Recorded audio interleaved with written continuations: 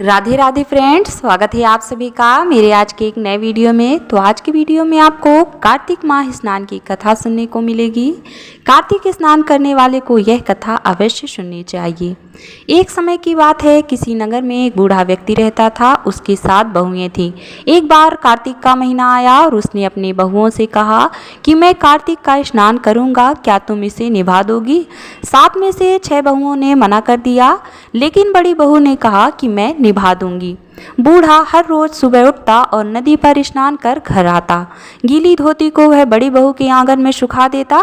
जैसे जैसे उस गीली धोती में से पानी की बूंदें जमीन पर गिरती, वैसे ही वह हीरे मोतियों में बदल जाती।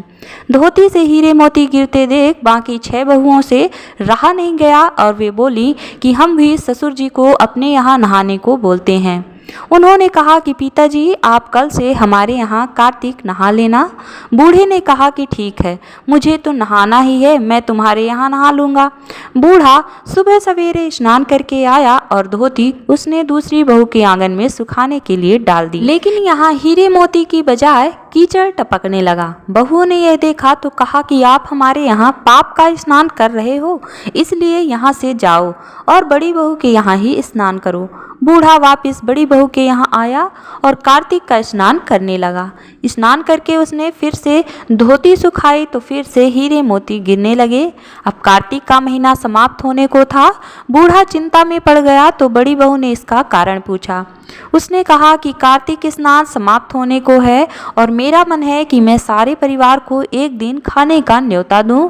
बड़ी बहू ने कहा कि पिताजी, इसमें चिंता की क्या बात है, आप सभी को बुला लें, मैं खाना बना दूंगी। बूढ़ा सभी को निमंत्रण देने गया तो बाकी बहुओं ने कहा कि जब तक यह घर पर रहेगी हम खाने पर नहीं आएंगे। बूढ़ा फिर से चिंता में घिर गया कि ऐसे कैसे होगा और सोचने लगा। बूढ़े को सोचते देख बड़ी बहू ने कहा कि पिताजी, अब आपको क्या चिंता है? बूढ़े ने बाकी 6 बहुओं वाली बात बड़ी बहू को बता दी, जिसे सुन वह बोली कि पिताजी ठीक है, मैं खाना बनाकर रख जाऊंगी। और उसने वैसा ही किया। खाना बनाकर रख दिया और अपने लिए 4 रोटी लेकर खेत पर चली गई।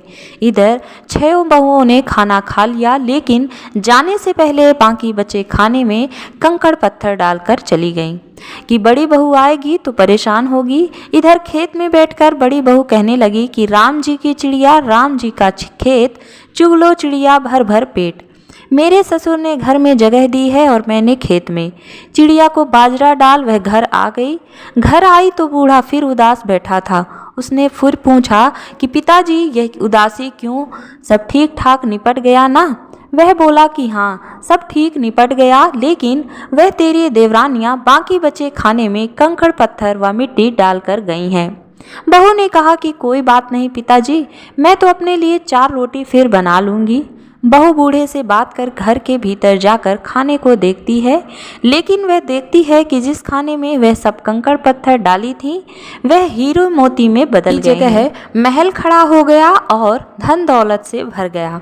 अन्न के भंडार घर में भरे पड़े हैं। वह बूढ़े को बुलाकर कहती है कि पिताजी, आपने तो कहा था कि मेरे लिए कुछ नहीं बचा है, लेकिन यहाँ तो हीरे मोतियों के भंडार हो गए हैं। पूरे घर में धन की वर्षा हो रही है। साधारण सा घर महल में बदल गया है।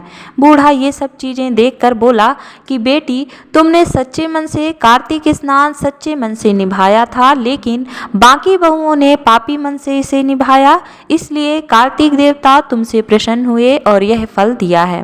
हे कार्तिक देवता, जैसे आपने बड़ी बहू की सुनी वैसे ही आप सबकी सुनना। बोलिए कार्तिक मास की जय। ये कार्तिक मास स्नान की छोटी सी कथा, आपको कथा कैसी लगी कमेंट बॉक्स में हमें जरूर बताएं और इसी तरह के जानकारी से जुड़े वीडियो देखने के लिए चैनल को सब्सक्राइब करना ना भूलें।